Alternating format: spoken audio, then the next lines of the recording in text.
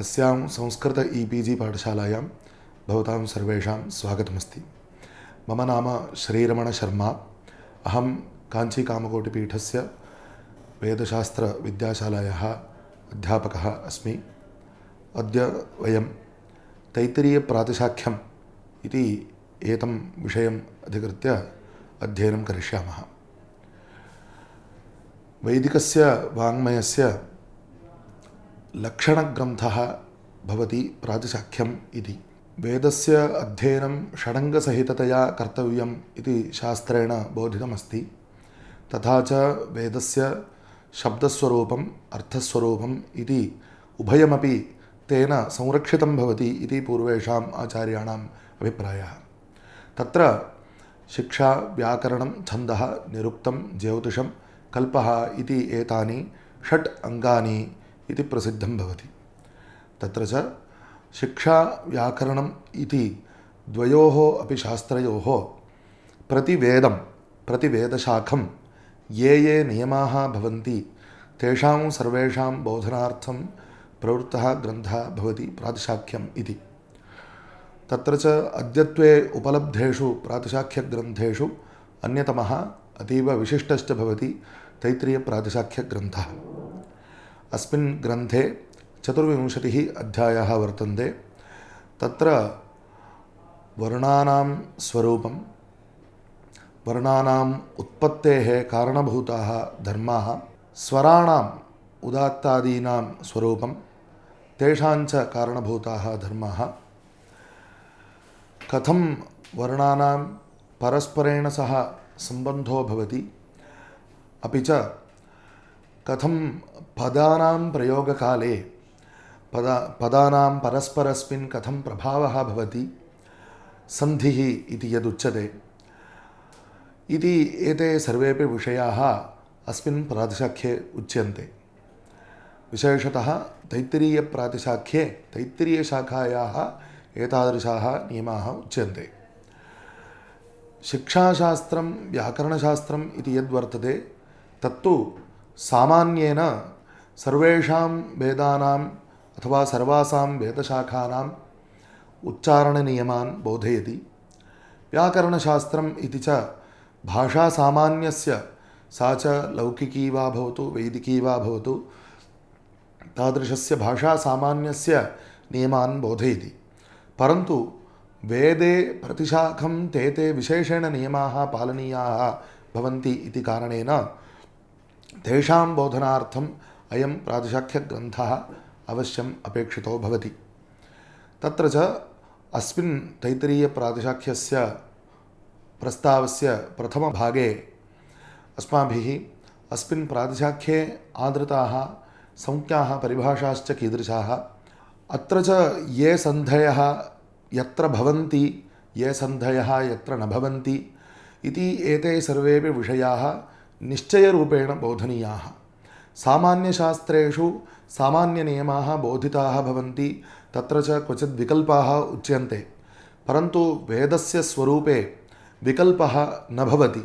तस्यां शाखायां ते नियमाः तेषु स्थलेषु तथैव पालनीयाः भवन्ति इति कारणेन एते नियमाः प्रतिशाखं व्यवस्थिततया बोधनीयाः इत्यतः एते प्रातिशाख्यग्रन्थाः शिक्षाशास्त्रस्य व्याकरणशास्त्रस्य च नियमान् बोधयन्ति।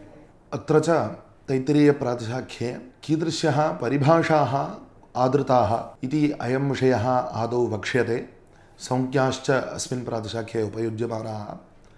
ततः वर्णोत्पत्तिः कुत्र भवति, कुत्र प्रथमस्य शब्दस्य उत्पत्तिः, तदुपरि कथं तस्य संस्कारः जायते, तेन च सः शब्दः वर्णात्मना परिणमते इति एते विषयाः वक्तव्याः। तत्र आरम्भे अनुप्रदानम् आनुनासिक्यम् इति एतौ धर्मौ, एतौ च सर्वेषां वर्णानां स्वराणां व्यञ्जनानां च साधारणौ धर्मौ, एतयोः धर्मयोः बोधनम् अस्मिन् पाठे आदौ करिष्यते।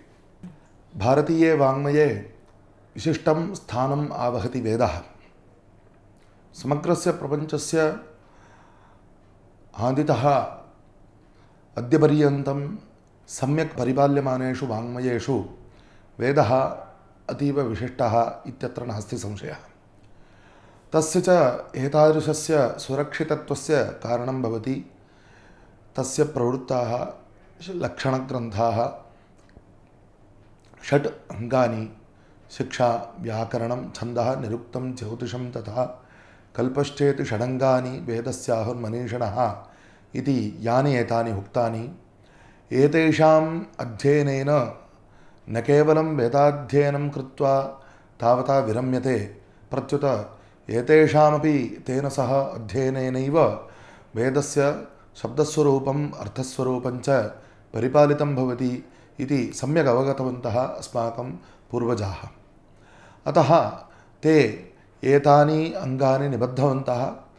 विशिष्य च एकैकस्यामपि वेदशाखायां विद्यमानाः उच्चारणनियमाः अथवा सन्धिनियमाः इति एते भिन्नाः भवन्ति इति कारणेन प्रतिवेदशाखं के नियमाः कुत्र कुत्र पालनीयाः इति एतस्य बोधनार्थं पूर्वजैः प्रातिशाख्यग्रन्थाः विरचिताः। महाभाष्यकारेण तावत् वेदस्य शाखाः एवं परिगणिताः: 100 अध्वर्युशाखाः, सहस्रवर्त्मा सामवेदः, 21 बाहुरुच्यं, 9 आथर्वणो वेदः इति। परन्तु अद्यत्वे तत्र ऋग्वेदे प्रायेण शाकलशाखा इति एका एव उपलभ्यते, क्वचित् बाष्कलशाखापि अधीयते इति श्रूयते। यजुर्वेदस्तावत् शुक्लयजुर्वेदः, कृष्णयजुर्वेदः इति द्विविधः इति प्रसिद्धमेव। तत्र शुक्लयजुर्वेदस्य काण्वशाखा, माध्यन्दिनशाखा इति एते द्वे शाखे वर्तेते। कृष्णयजुर्वेदस्य च तैत्तिरीयशाखा, मैत्रायणीयशाखा इति द्वे शाखे अध्ययनपरम्परायां वर्तेते। सामवेदस्य पुनः कौथुमशाखा, राणयनीयशाखा इति द्वे प्रसिद्धे स्तः। अप्रसिद्धा च जैमिनीयशाखा इति अन्यापि शाखा सामवेदस्य वर्तते। अथर्ववेदस्य शौनकशाखा, पिप्पलादशाखा इति द्वे शाखे वर्तेते इति एतावत्यः शाखाः वेदस्य अस्मिन् काले सन्ति। तत्र च प्रतिवेदशाखम् उक्तरीत्या येषाम् उच्चारणनियमानां सन्धिनियमानां च बोधनं कर्तव्यं, तदर्थं प्रवृत्ताः प्रातिशाख्यग्रन्थाः अद्यत्वे एवं वर्तन्ते। ऋग्वेदप्रातिशाख्यं शौनकमहर्षिप्रणीतम् इति प्रसिद्धम् एकं वर्तते। ततः शुक्लयजुः प्रातिशाख्यम् अथवा वाजसनेयिप्रातिशाख्यम् इति एकम् अपि वर्तते। कृष्णयजुर्वेदस्य च तैत्तिरीयप्रातिशाख्यम् इति एकम् अद्य उपलभ्यते। सामवेदस्य ऋङ्मन्त्राणां निरूपणार्थं ऋक्तन्त्रम् इति, साममन्त्राणां निरूपणार्थं च सामतन्त्रम् इति एतौ ग्रन्थौ वर्तेते। अथर्ववेदप्रातिशाख्यं च वर्तते। इदानीं वयं तैत्तिरीयप्रातिशाख्यम् इति एतं ग्रन्थम् अधिकृत्य अध्ययनं कुर्मः। वेदस्य उच्चारणस्वरूपस्य संरक्षणं इयता प्रयत्नेन कुतः कृतम् इति किञ्चित् प्रथमं चिन्तनीयं। वेदस्य न केवलम् अर्थे महत्त्वं, प्रत्युत तदीयाः शब्दाः ये वर्तन्ते तेषां शब्दानामेव मङ्गलप्रदत्वम् अथवा नानाविधाः शुभाशुभप्रदत्वशक्तयः वर्तन्ते इति पूर्वेषां श्रद्धा अवर्तत। अद्यापि वैदिकानां तथैव श्रद्धा वर्तते। इदानीं तत्र वेदे यदि मन्त्रस्य अक्षराणाम् अथवा स्वराणां व्यत्ययो भवेत् तदा अर्थस्य अन्यथात्वम् अथवा वैपरीत्यमेव भवति इति या एषा श्रद्धा वर्तते, अस्याः मूलभूता काचन कथा वेदे विद्यमाना उच्यते। एवं श्रूयते यत् विश्वरूपः इति एकः त्वष्ट्रनामकस्य महर्षेः पुत्रः पूर्वं देवानां पुरोहितत्वेन आसीत्, परन्तु तस्य माता असुरकुलोत्पन्ना इत्यतः सः यदा देवानां क्षेमार्थम् अनुष्ठानादिकम् अकरोत् तदा सः परोक्षरूपेण असुराणामेव तच्छुभफलं भवतु इति आशां प्रकटितवान्। अतः तदनुसारं तेषाम् अनुष्ठानानां फलं तत्रैव गच्छति स्म।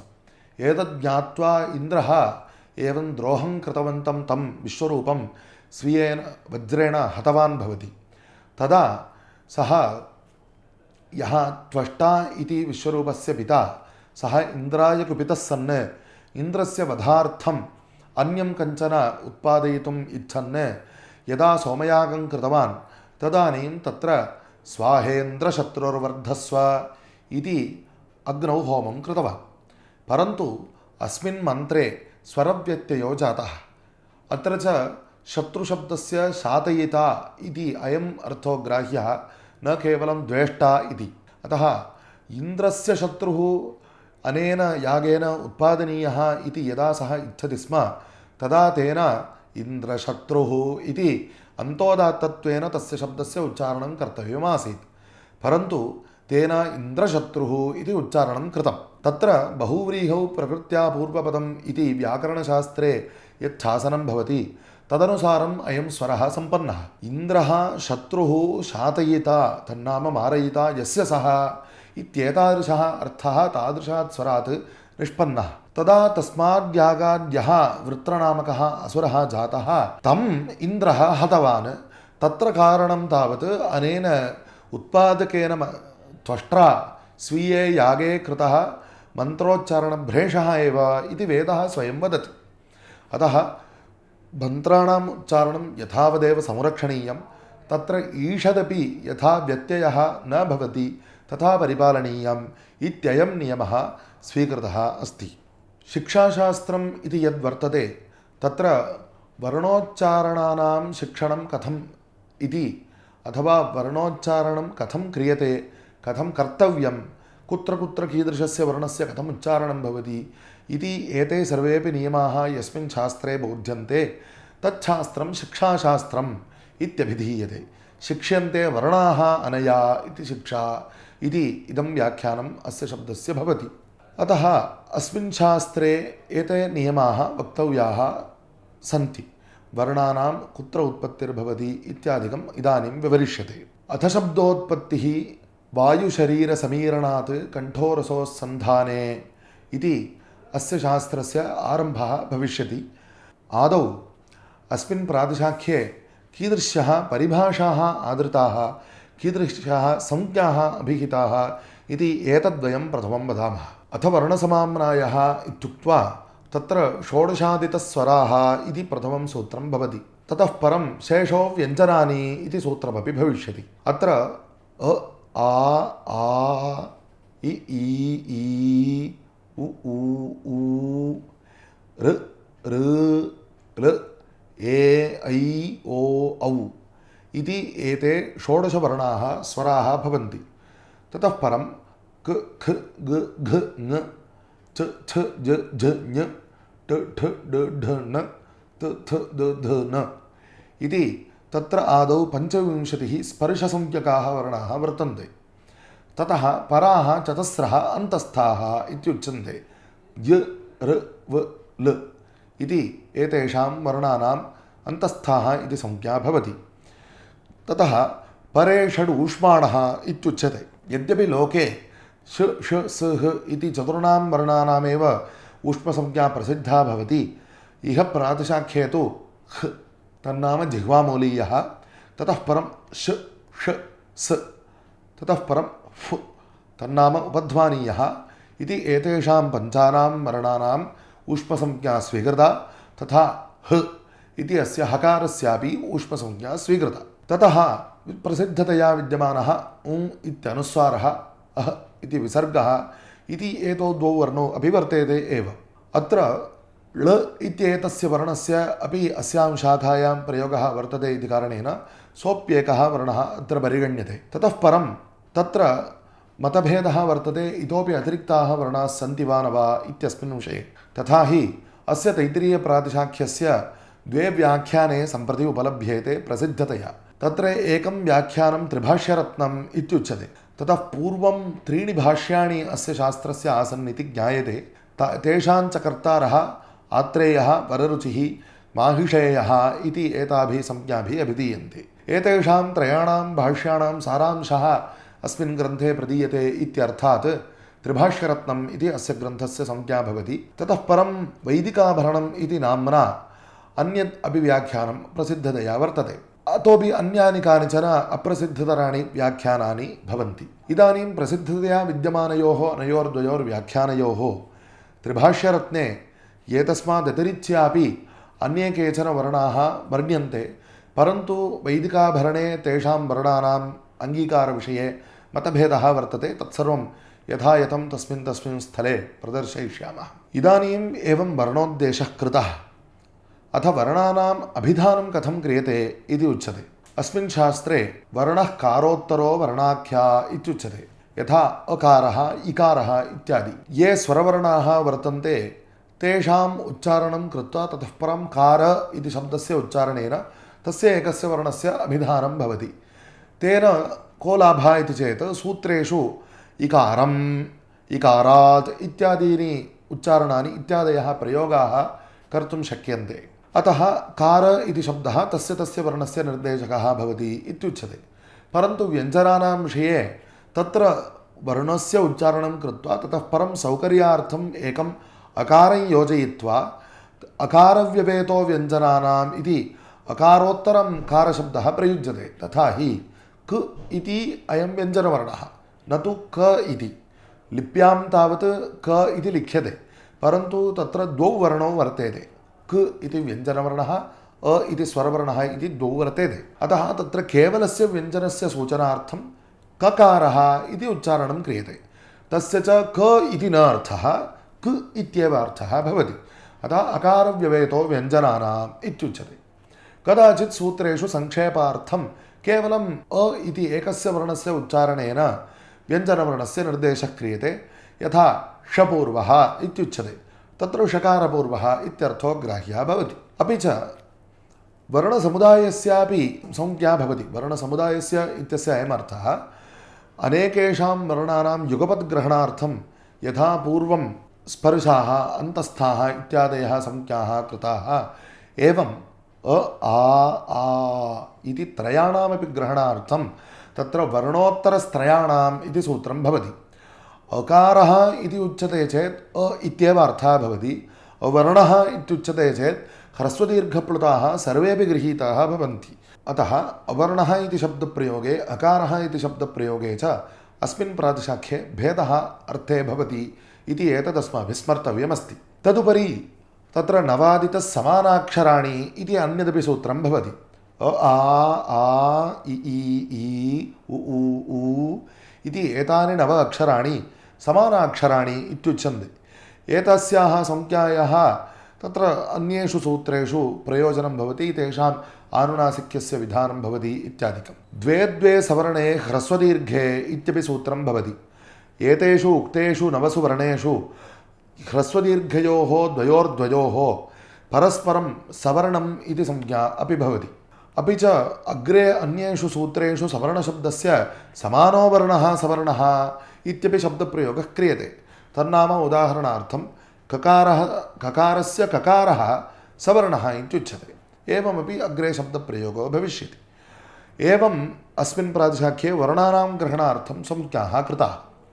अथ क्वचित् सूत्रे अस्य वर्णस्य स्थाने इदं कार्यं भविष्यति, अस्य वर्णस्य स्थाने अयमन्यः वर्णः आगमिष्यति इति यत्र उच्यते तत्र अयं नियमः स्वीकृतः अस्ति। तत्र पूर्वं किञ्चन निमित्तमपेक्षितं, परं किञ्चन निमित्तमपेक्षितम् एतादृशेषु विधिषु तयोर्निमित्तयोः पूर्वशब्देन परशब्देन च अभिधानं भवति। यथा त्रपुमिथुपूर्वः शकारः चकारपरः इति एकं सूत्रं भवति। तत्र त्रपु मिथु इति शब्दः पूर्वत्र यत्र वर्तते, चकारः परत्र यत्र वर्तते, तत्र मध्ये शकारः आगमो भवति इत्यर्थः। एवं शकारः इति यः अत्र शब्दः प्रथमान्ततया वर्तते सः तावत् आगमस्य सूचकः भवति। तदर्थमिदं सूत्रं भवति अह्कारः आगमविकारलोपिनाम् इति।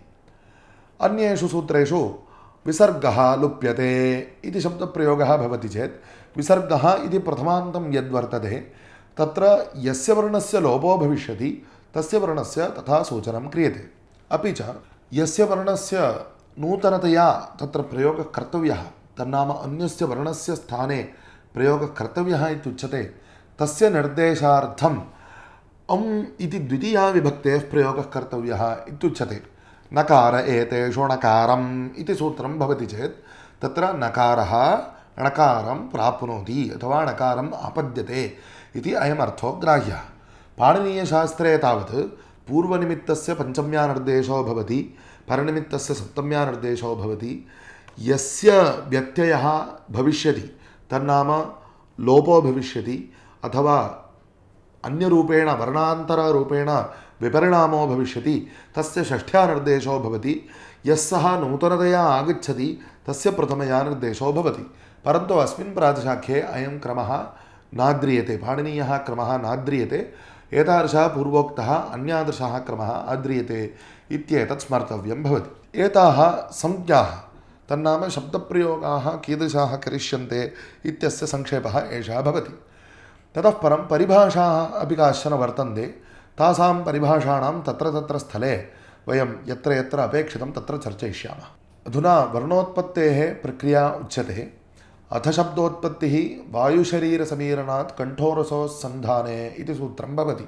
कण्ठः इति यः अत्र उपरि प्रसिद्धः, उरः इति यत् इदं प्रसिद्धम्, अनयोः सन्धानम् अत्र मध्ये यद्वर्तते तत्र शब्दस्य उत्पत्तिर्भवति इत्युच्यते। कथम् उत्पत्तिर्भवति इति चेत् यदा कश्चन किञ्चित् वक्तुमिच्छति तदा मनसा यदा सङ्कल्पयति तदा उरसि विद्यमानः वायुः उपरि आगच्छति, तत्र कण्ठे तस्य प्रथमः संस्कारः भवति।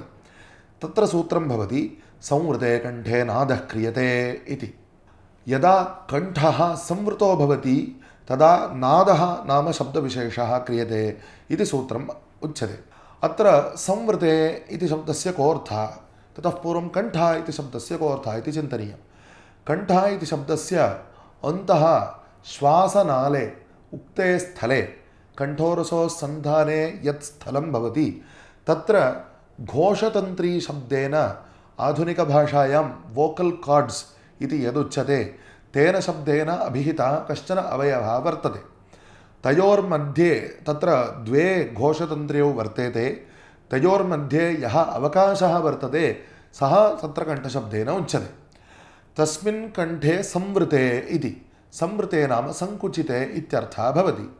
यदा तयोः घोषतन्त्र्योः सङ्कोचप्रयत्नः क्रियते तदा तत्र विद्यमानः अवकाशः न्यूनीभवति, तदा यः शब्दः उत्पद्यते सः नादः इति एतत् सूत्रं वदति। तत् कथं भवति इति किञ्चित् चिन्तयामः। अधस्ताद् उरसः सकाशात् उत्क्षिप्तः वायुः उपरि आगच्छति, तत्र च मध्ये गमनमार्गे सङ्कोचः क्रियते। तदा गमनमार्गे यदा सङ्कोचः क्रियते अधस्ताद् उपरि आगच्छन् वायुः तं सङ्कोचम् अपवारयति। ते घोषतन्त्र्यौ अपवार्य वायुः निर्गच्छति, परन्तु घोषतन्त्र्योः प्रयत्नः तु तथैव वर्तते। तदा घोषतन्त्र्यौ पुनरेव एवं सङ्कुचिते भवतः पुनः वायुः तद्भित्त्वा निर्गच्छति, पुनः तयोः विशालीकरणं भवति, पुनः सङ्कोचः इत्येवम् एतद् अतिशीघ्रतया, यथा उदाहरणार्थम् आधुनिकभाषायां सेकेण्ड् इति यदुच्यते तत्र शताधिकवारं यथा एतौ सङ्कोचविकासौ भवतः तथा तत्र प्रभावो भवति। तेन च इति उच्चारणं कृत्वा एवं स्पर्शनं कुर्मः चेत् अङ्गुल्यग्रेण तत्र जायमानः कम्पः ज्ञातुं शक्यते। अस्य कम्पस्यैव घोषः इति संज्ञा भवति। एषः घोषः तादृशेन संवरणप्रयत्नेन अथवा संवारप्रयत्नेन उत्पादितः। तादृशघोषध्वनियुक्तः घोषधर्मयुक्तः यः शब्दः वर्तते तस्य नादः इति संज्ञा भवति। अत एव शास्त्रान्तरेपि विवारः, संवारः, नादः, श्वासः, घोषः, अघोषः इति एवं षड्धर्मान् उक्त्वा तत्र नादस्य, संवारस्य, घोषस्य च साहचर्यं श्रूयते। यदि तु तत्र कण्ठे शब्दोच्चारणवेलायां सङ्कोचनं न क्रियते तदा कण्ठः तन्नाम तत्र मध्यवर्ती प्रदेशः विवृतः विकासितः एव भवति। तदा केवलं शब्दस्य सञ्चरणेन तदानीमपि कश्चन शब्दः उत्पादितो भवति, स च शब्दः श्वासः इत्युच्यते। यथा वयं सामान्यतया श्वसिमः तदानीं तत्र कश्चन सूक्ष्मः शब्दः यः जायते तद्वदेव अयं शब्दो भवति इति श्वासः इत्युच्यते। अतः तत्र विवरणरूपः प्रयत्नः वर्तते, तेन च घोषस्य अभावः भवति, स एव अघोषः इत्युच्यते। तादृशघोषराहित्ययुक्तः शब्दः यः वर्तते सः श्वासः इत्युच्यते। इदानीम् एवं संज्ञाकरणं क्रियते, केषां वर्णानां घोषः भवति, तेन कारणेन तेषां वर्णानां नादः कारणं भवति इति संज्ञाकरणं क्रियते। तत्र प्रथमम् अघोषाः उच्यन्ते, तच्छेषो घोषः इति च। ऊष्मविसर्जनीयप्रथमद्वितीयाः अघोषाः इति सूत्रं भवति। ऊष्माणः पूर्वोक्ताः, तत्र षड्णाम् ऊष्मणां मध्ये एकस्य अपवादो भविष्यति हकारस्य, तं विहाय जिह्वामूलीयः उपध्वानीयः शशसाः इति एतेषां पञ्चानां वर्णानाम्, अपि च स्पर्शवर्गेषु प्रथमवर्णानां द्वितीयवर्णानाम् इति, ततः परं विसर्गस्य एतेषां वर्णानाम् अघोषः इति संज्ञा भवति। व्यञ्जनशेषो घोषवान् इत्युच्यते। एवञ्च येषां वर्णानाम् अघोषः इति संज्ञा तत्र घोषो नैव भवति, येषाञ्च घोषवान् इति संज्ञा तत्र घोषो भवति इति तु स्पष्टमेव वर्तते। परन्तु इदं द्रष्टव्यं, स्वरवर्णानामपि स्वरूपतः घोषः अस्त्येव, तद् इति उच्चारणेन अनुभवितुं शक्यते। परन्तु किमुच्यते, तत्र घोषः इति संज्ञा स्वरवर्णानां नोच्यते। अस्मिन् शास्त्रे एवं प्रक्रियाविशेषः कश्चन वक्तव्यः इति कारणेन व्यञ्जनानामेव घोषवान् अघोषः इति संज्ञाभेदः क्रियते। परन्तु स्वराणामपि यथा घोषवतां व्यञ्जनानां भवति तथैव धर्मो भवति इति एतत् सूच्यते। नादोनुप्रदानं स्वरघोषवत्सु इति उच्यते। अत्र अनुप्रदानम् इत्ययं शब्दः प्रयुक्तः, अयमेव शास्त्रान्तरे बाह्यप्रयत्नः इत्युच्यते। बाह्यम् इति च किमपेक्ष्य बाह्यम् इति चेत्, तत्र तुल्यास्य प्रयत्नम् इति सूत्रे आस्यशब्दस्य महाभाष्यकारेण एवं निर्वचनं कृतम्, ओष्ठप्रभृति प्राक् काकलकात् इत्युच्यते। काकलकम् इति च यः पूर्वोक्तः अवयवः स एव उच्यते। तस्मात् प्राक् यः ओष्ठपर्यन्तः भागः वर्तते सा आस्यमित्युच्यते। तस्माद् आस्यात् बहिर्भूतत्वात् अत्र कण्ठे काकलके जायमानानां प्रयत्नानां बाह्यप्रयत्नः इति संज्ञा भवति। तस्य बाह्यप्रयत्नस्य इह शास्त्रे अनुप्रदानम् इति संज्ञा भवति। योऽयं संवृते कण्ठे नादः क्रियते विवृते श्वासः, शब्दोत्पत्तिः वायुशरीरसमीरणात् कण्ठोरसोस्सन्धाने इति सूत्रैः प्राथमिकशब्दत्वेन प्रतिपादितः यः वर्तते स एव अनुप्रदानम् इत्युच्यते। तत्र च अनुप्रदानं नादः भवति स्वरवर्णेषु घोषवद्वर्णेषु च इति अनेन सूत्रेण उक्तं भवति। परन्तु अन्येषां ये तावत् अघोषाः इति संज्ञिताः वर्णाः, तेषां श्वासः अनुप्रदानं भवति। अघोषेषु श्वासः इत्युच्यते। एवं प्राधान्येन अनुप्रदानद्वयं वर्तते। तद्नाम घोषवत् अनुप्रदानमेकम्, अघोषम् अनुप्रदानमेकं, नादः श्वासः इति। परन्तु अत्र अन्यः कश्चन विशेषः उच्यते। अस्मिन् शास्त्रे महाप्राणः अल्पप्राणः इति संज्ञाप्रयोगः न क्रियते। यत्र वर्णेषु नादः अनुप्रदानं भवति परन्तु भूयसः वायोः प्रयोगः क्रियते, तत्र कण्ठे तावत् सम्यक्तया पूर्णतया तत्र संवारप्रयत्नेन सङ्कोचः कर्तुं नैव शक्यते। अतः तत्र तेषु वर्णेषु पूर्णतया संवृतोऽपि न भवति कण्ठः, पूर्णतया विवृतः इत्यपि वक्तुं न शक्यते।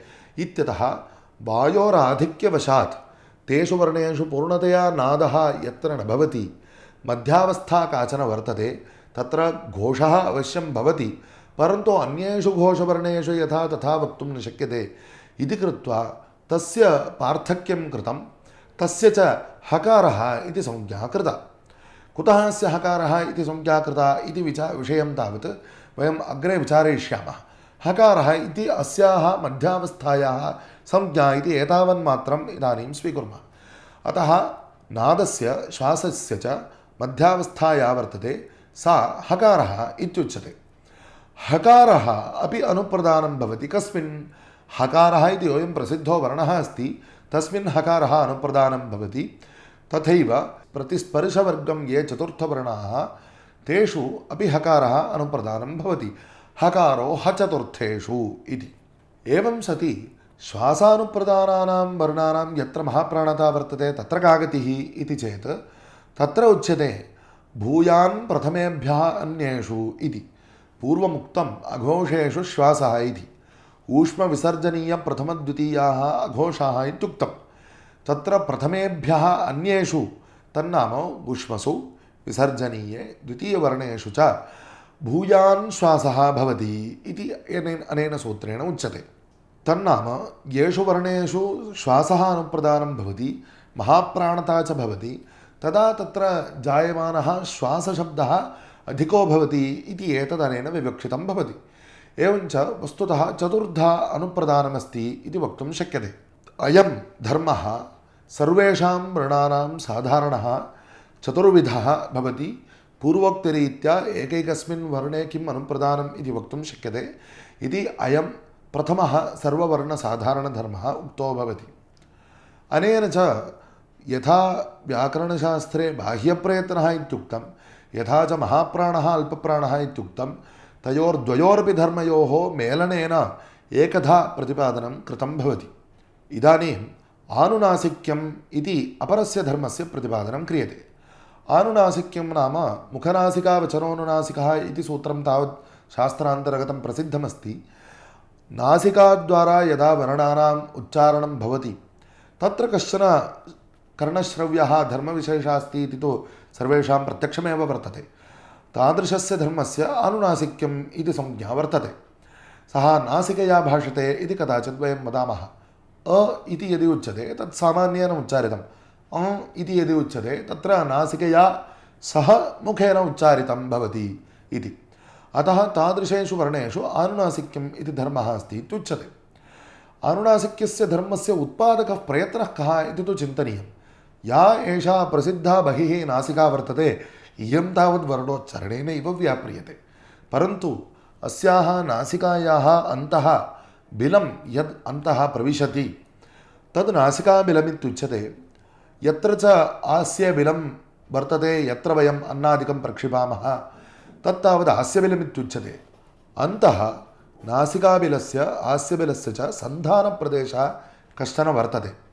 तादृशः सन्धानप्रदेशः नासिकाशब्देन अत्र विवक्षितो वर्तते। येषु वर्णेषु आनुनासिक्यं वर्तते तत्र अयं सन्धानप्रदेशः विवृतः भवति। येषु वर्णेषु आनुनासिक्यं न वर्तते तदा अयं सन्धानप्रदेशः निरुद्धः भवति। यदि सः विवृतः भवति तदा अत्र कण्ठादुपरि उत्क्रामति यः वायुः, स यथा मुखं प्रविश्य तत्र नानाविधैर्धर्मैः संस्कृतः सन् निर्गच्छति, तथा उपरि नासिकाबिलं प्रविश्यापि तद्वारा निर्गच्छति इति कारणेन तत्र कश्चन धर्मविशेषः उत्पादितो भवति। अतः अत्र आनुनासिक्यम् अस्ति इति अस्माकम् अनुभवो भवति। यत्र तावत् नासिकास्थानं तद् सन्धानं बिलं यद्वर्तते तद् यदा निरुद्धं भवति तदानीं यः उत्क्रामति वायुः सः नासिकां प्रवेष्टुं नैव शक्नोति। अतः तत्र आनुनासिक्यस्य धर्मस्य उत्पादनं नैव भवति। अतः ते वर्णाः अननुनासिकाः इत्युच्यन्ते। इदमुच्यते अनेन सूत्रेण नासिकाविवरणाद् आनुनासिक्यम् इति। नासिकायाः विवरणात् विकासनात् आनुनासिक्यं नाम धर्मः उत्पादितो भवति इति। केषु वर्णेषु आनुनासिक्यम् अस्ति इति तु अस्माभिर्ज्ञायते एव, तथापि तत्र वचनान्तराणि भवन्ति। विज्ञेया नित्यनासिक्या यमानुस्वारपञ्चमाः इत्युच्यते। तत्र यमसंज्ञकाः वर्णाः अग्रे विवरिष्यन्ते। अनुस्वारः इत्ययं वर्णस्तु प्रसिद्धः अस्ति। स्पर्शवर्णानां पञ्चमाः वर्णाः ये वर्तन्ते तेषु च एतेषु पूर्वोक्तेषु वर्णेषु नित्यमेव आनुनासिक्यं भवति। स्वरवर्णाः अन्तस्थावर्णाश्च ये वर्तन्ते तेषु कदाचित् आनुनासिक्यं भवति, कदाचित् न भवति। तत्सर्वं सन्धिसूत्रेषु अस्माभिः प्रतिपादयिष्यते। अतः एतेषु वर्णेषु कदाचित् आनुनासिक्यं भवति, कदाचित् न। इतरे वर्णाः ये वर्तन्ते यथा स्पर्शवर्गाणां प्रथमे चत्वारः स्पर्शाः यथा वा ऊष्माणः इति, एतेषु वर्णेषु कदापि आनुनासिक्यं नैव भवति इति। एते च सर्ववर्णानां साधारणाः धर्माः। एतावता अयं पाठः अवसितो भवति। अस्मिन् अस्माभिः अधिगताः विषयाः एवं वर्तन्ते। सर्वेषां वेदानां प्रतिशाखं लक्षणग्रन्थाः वर्तन्ते। तत्र यजुर्वेदे कृष्णयजुर्वेदे तैत्तिरीयशाखायाः लक्षणग्रन्थः अस्ति तैत्तिरीयप्रातिशाख्यम् इति। अत्र च शिक्षाशास्त्रोक्ताः विषयाः व्याकरणशास्त्रोक्ताश्च विषयाः वर्तन्ते। ऋग्वेदादिषु तावत् तेषु प्रातिशाख्येषु छन्दोलक्षणान्यपि वर्तन्ते, परन्तु इह तैत्तिरीयप्रातिशाख्ये तथा नोच्यते। अतः शिक्षाशास्त्रेण बोधिताः वर्णानां धर्माः अत्र बोधिताः, तथा व्याकरणशास्त्रेण बोधनीयाः सन्धयः अपि अस्मिन् शास्त्रे बोधिताः इति अयं तैत्तिरीयप्रातिशाख्यस्य संक्षेपेण परिचयः। तदुपरि तैत्तिरीयप्रातिशाख्ये आदृताः संज्ञाविशेषाः उक्ताः। यथा कारशब्देन वर्णानां ग्रहणं भवति, तत्र वर्णशब्देन स्वराणां ग्रहणे सति त्रयाणां ह्रस्वदीर्घप्लुतानां ग्रहणं भवति। एवं सवर्णः इति संज्ञा, समानाक्षरम् इति संज्ञा इत्यादयः संज्ञाः बोधिताः। प्रथमाविभक्त्या यः निर्दिश्यते सः लोपं वा प्राप्नोति विकारं वा प्राप्नोति। यश्च विकारः नूतनतया तत्र आगच्छति सः द्वितीया विभक्त्या उच्यते। अपि च आगमविधिषु तावत् प्रथमान्ततयैव आगमः निर्दिश्यते इत्येते विषयाः अपि बोधिताः। ततः परं वर्णोच्चारणस्य आरम्भे कथं शब्दस्य उत्पत्तिः भवति इत्ययं विषयो बोधितः। कण्ठोरसोः सन्धाने प्रथमशब्दोत्पत्तिर्भवति इत्युक्तं। तत्र यः प्रथमतया उत्पद्यते शब्दः सः नादः श्वासः इति प्राधान्येन द्विविधः। यदि नादे महाप्राणतायाः आधिक्यं भवति तदा स एव नादः हकारः इति संज्ञान्तरेण व्यवह्रियते। यदा च श्वासः अधिको भवति तदा भूयान् श्वासः इत्युच्यते। केषु केषु वर्णेषु किं किम् अनुप्रदानं भवति इत्युक्तम्। अयमेव अनुप्रदानाख्यः धर्मः अन्येषु शास्त्रेषु बाह्यप्रयत्नः इति शब्देन उक्तः इत्येतदपि प्रतिपादितम्। आनुनासिक्यम् इत्यस्य अपरस्य धर्मस्यापि प्रतिपादनं कृतम्। आनुनासिक्यं नाम यत्र वर्णे नासिकाबिलस्य आस्यबिलस्य च सन्धानप्रदेशः विवृतो भवति तत्र उत्क्रामतः वायोः नासिकायां प्रवेशेन तस्य संस्कारः नासिकायां भवति इति कारणात् यः कश्चन तत्र विशेषः विलक्षणः धर्मः अस्माभिः श्रूयते स एव आनुनासिक्यम् इत्युच्यते। अतः आनुनासिक्यस्य उत्पादकः धर्मः अयं भवति। केषु वर्णेषु च आनुनासिक्यं भवति इति एते विषयाः अस्मिन् प्रथमे पाठे बोधिताः। एतावता भवताम् उपकारो जातः स्यादिति विभावयामः। धन्यवादाः।